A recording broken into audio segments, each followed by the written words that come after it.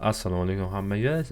Demak, Litloddagi SQL bo'yicha 50 ta savolni 12-savoliga xush kelibsiz. Demak, biz hali ham joins qismidamiz. Demak, joylar ustida har xil bazalarni ishlayapmiz. Demak, 12-savolda aytilgan managers with at least 5 direct reports. Ya'ni shunaqa employeelar managerga report qiladi. Shunaqa menejerlarni topgan, ularni qo'l ostida 5 ta, eng kamida 5 ta ishchisi bo'lsin degan savol kelgan.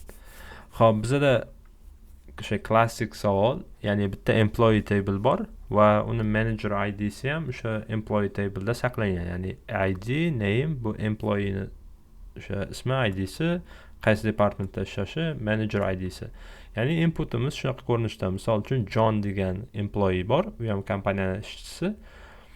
A departmentda ishlaydi va manager ID'si null. Demak, John kompaniyani o'sha eng katta menejeri. U hech kimga report qilmaydi, naborot odamlar Johnga report qiladi. Demak, misol uchun Dan manager ID'siga qarasak 101 ID'li, employee ID'li odamga report qiladi.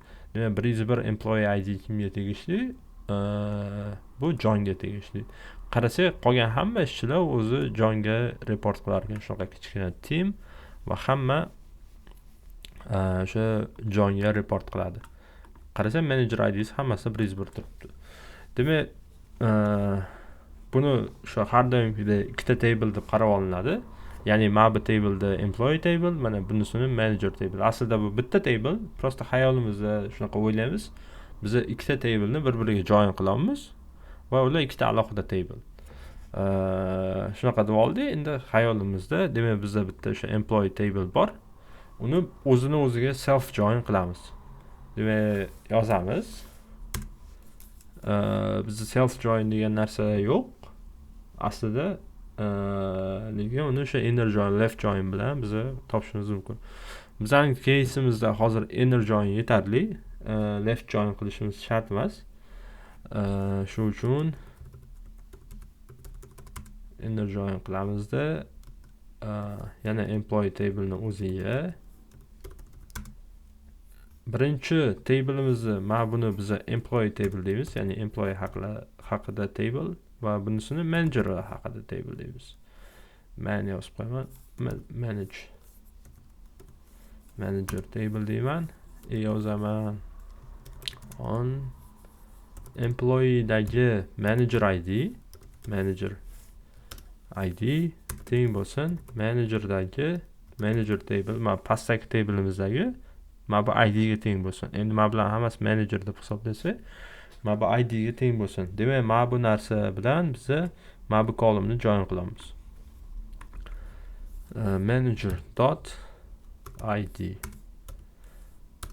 Xo'p, join qilganimizda mana o'sha keldi. Demak, ID 102 odam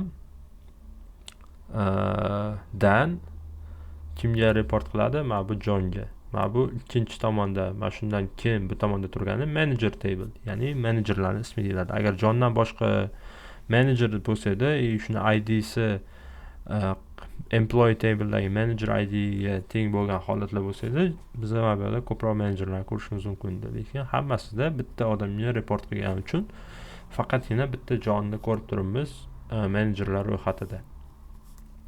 Xo'p, endi biz nima qilishimiz kerak? Biz mana bu ID bo'yicha gruppalashimiz kerak-da. Prosta count qilib qo'yishimiz kerak. Count start qilsak bo'ladi. Count qilishimiz kerak. Nechta ishchisi bor? O'sha count bergan resultga biz yozishimiz kerak. O'sha count'i ishchilari eng kamida 5 ta bo'lsin. Xo'p, birinchi qilishimiz kerak bo'lgan narsa, bizga nima so'ralgan? Employee'ni ismi so'ralgan. Yozamiz. Employee emas, manager ismi so'ralgan ekan.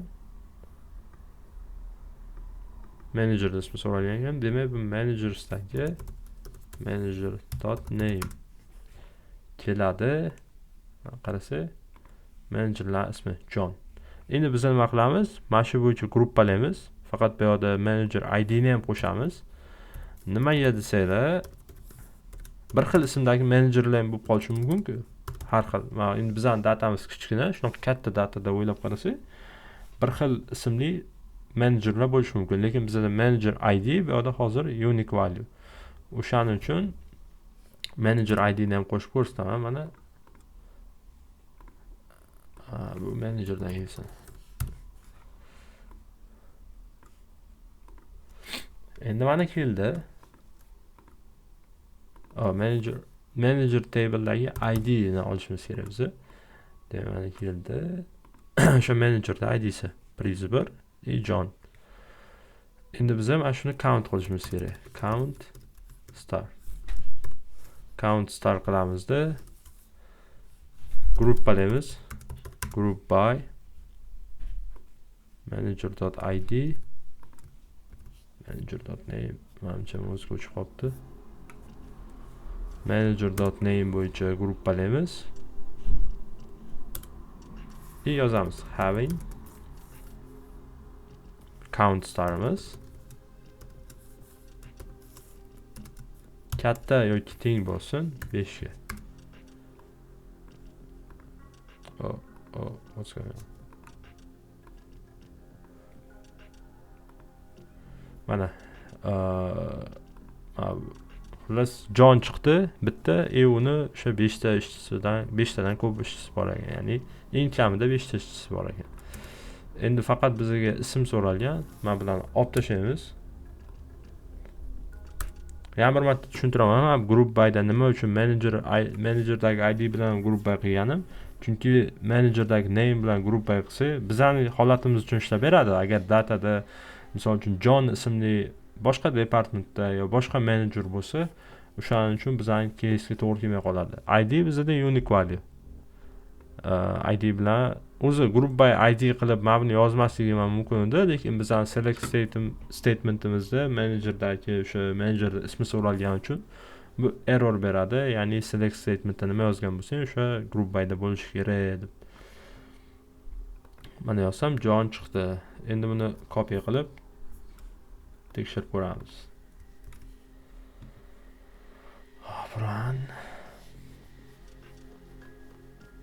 Run qilganimizda o'sha bitta case uchun javobimiz qabul qildi. Endi submit qilib ko'ramiz. Submit qilganimizda ham javobimizni qabul qildi.